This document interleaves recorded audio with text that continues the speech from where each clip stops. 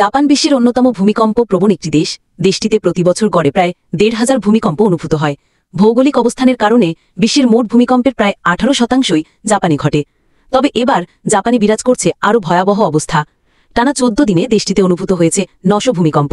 এছাড়া আশঙ্কা করা হচ্ছে শতাব্দীর ভয়াবহতম সুনামিরও।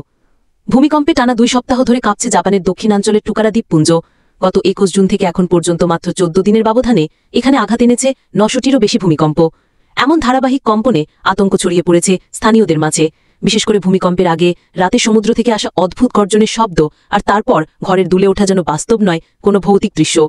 টোকিও ভিত্তিক ভূমিকম্প পর্যবেক্ষণ সংস্থা জানিয়েছে, টোকারা দ্বীপপুঞ্জের আশেপাশে সমুদ্রে ভূমিকম্পজনিত সক্রিয়তা খুবই তীব্র। সর্বশেষ বুধবার রিক্টার স্কেলে ৫.৫ মাত্রার একটি ভূমিকম্প রেকর্ড করা হয়েছে। টোকারা দ্বীপপুঞ্জের ১২টি দ্বীপের মধ্যে মাত্র ৭টিতে মানুষের বসবাস এবং জনসংখ্যা মাত্র ৭০০। অনেক দ্বীপে আবার হাসপাতালও নেই। ন্যূনতম চিকিৎসার জন্য যেতে হয় ৬ ঘণ্টার দূরত্বের কাগোশিমা শহরে। ফলে যেকোনো বড় দুর্যোগের ক্ষয়ক্ষতির মাত্রা ভয়াবহ হতে পারে বলেই আশঙ্কা স্থানীয় প্রশাসনের। তাই পর্যটকদের জন্য দ্বীপের গেস্ট হাউসগুলো বন্ধ করে দেওয়া হয়েছে। এখন সেগুলো ব্যবহার হচ্ছে জরুরি আশ্রয় কেন্দ্র হিসেবে। এছাড়া স্থানীয় প্রশাসন অনুরোধ করেছে বাসিন্দাদের যেন গণমাধ্যম বা পর্যটকরা অপ্রয়োজনীয়ভাবে বিরক্ত না করে। এমন ভূমিকম্পের ধারাবাহিকতার মাঝেই জাপান জুড়ে ছড়িয়ে পড়েছে এক ভয়ানক গুজব, যেখানে বলা হয়েছে ২০২৫ সালের ৫ জুলাই দ্য বিগ ওয়ান নামে পরিচিত একটি ভয়াবহ ভূমিকম্প আঘাত হানতে পারে।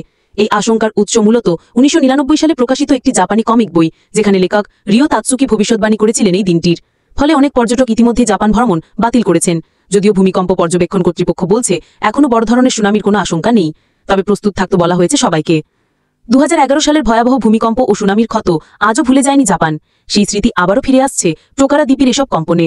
সরকার আশঙ্কা করছে আগামী বড় ধরনের ভূমিকম্পে প্রাণ হারাতে পারে ৩ লাখের বেশি মানুষ, যার কারণে এরই মধ্যে সরকার নতুনভাবে বাঁধ নির্মাণ, আশ্রয়কেন্দ্র স্থাপন এবং দ্রুত স্থানান্তরের মতো পদক্ষেপ নিচ্ছে।